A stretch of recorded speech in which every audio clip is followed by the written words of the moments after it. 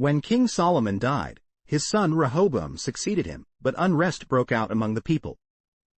10 of Israel's 12 tribes rejected Rehoboam as king, leading to a division of the kingdom. This split created two separate realms, the northern kingdom of Israel, ruled by Jeroboam, and the southern kingdom of Judah, where Rehoboam continued to reign. From that point forward, the two kingdoms remained divided and developed separate identities. The southern kingdom of Judah included the tribes of Judah, Benjamin, and Levi. The people of Judah became known as Jews, and their capital was Jerusalem. Meanwhile, the northern kingdom of Israel, with its capital in Samaria, gradually drifted from traditional worship practices, eventually embracing idolatry. Sadly, both kingdoms fell into corruption, and in response, God allowed them to face judgment. They were conquered and captured by foreign powers, the Assyrians, Babylonians, and later the Medes and Persians. Over the centuries, they came under the control of the Greeks and, by the time of Christ, the Romans. After centuries of dispersion and struggle, Israel became a nation again in 1948.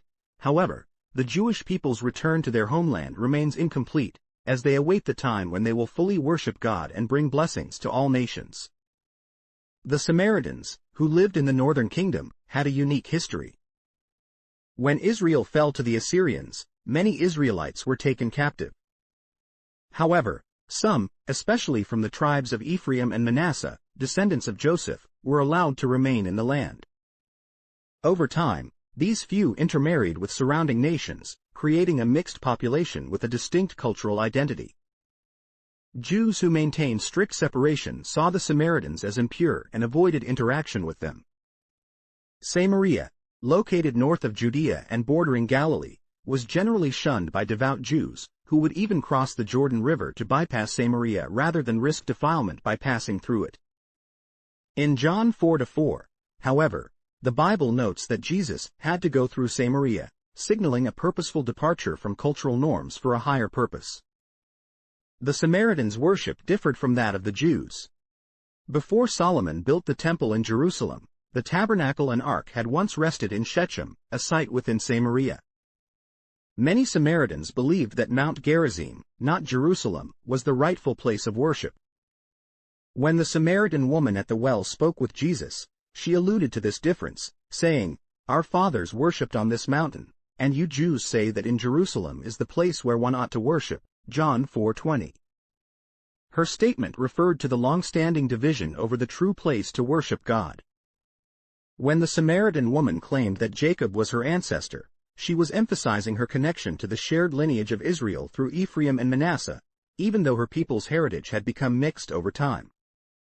By traveling through Samaria and engaging with this woman, Jesus was breaking cultural and religious barriers, demonstrating God's inclusive plan to reach and redeem those seen as outsiders. Jesus came to seek and save all who are lost, offering the same invitation to Jews, Samaritans, and Gentiles alike. This story powerfully reminds us that in Christ, we all have the opportunity to become children of God, regardless of our background or heritage. We hope this message has blessed you. Subscribe, follow and like for more. Genesis 4:1-26. Cain murders Abel.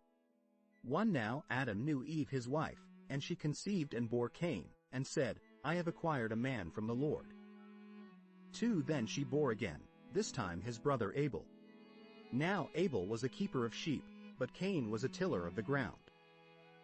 3 And in the process of time it came to pass that Cain brought an offering of the fruit of the ground to the Lord. 4 Abel also brought of the firstborn of his flock and of their fat. And the Lord respected Abel and his offering. 5 But he did not respect Cain and his offering. And Cain was very angry, and his countenance fell. 6 So the Lord said to Cain, "Why are you angry? And why has your countenance fallen? 7 If you do well, will you not be accepted? And if you do not do well, sin lies at the door. And its desire is for you, but you should rule over it." 8 Now Cain talked with Abel his brother, and it came to pass, when they were in the field, that Cain rose up against Abel his brother and killed him. 9 Then the Lord said to Cain, "Where is Abel your brother?" He said, I do not know. Am I my brother's keeper? 10 And he said, What have you done? The voice of your brother's blood cries out to me from the ground. 11 So now you are cursed from the earth, which has opened its mouth to receive your brother's blood from your hand. 12 When you till the ground, it shall no longer yield its strength to you. A fugitive and a vagabond you shall be on the earth. 13 And Cain said to the Lord, My punishment is greater than I can bear. 14 Surely you have driven me out this day from the face of the ground. I shall be hidden from your face. I shall be a fugitive and a vagabond on the earth, and it will happen that anyone who finds me will kill me.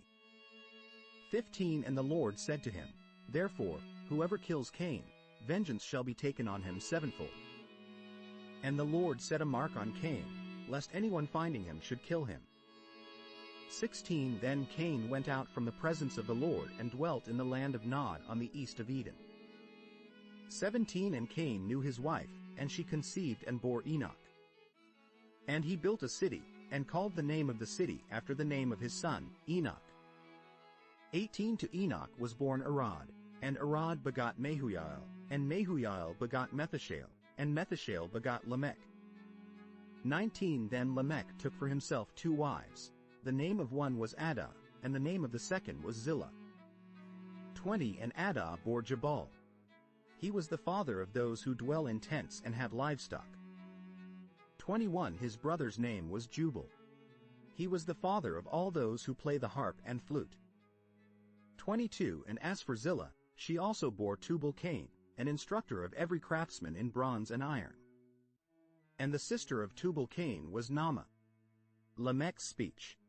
23 Then Lamech said to his wives, Adah and Zillah, hear my voice. Wives of Lamech, listen to my speech. For I have killed a man for wounding me, even a young man for hurting me.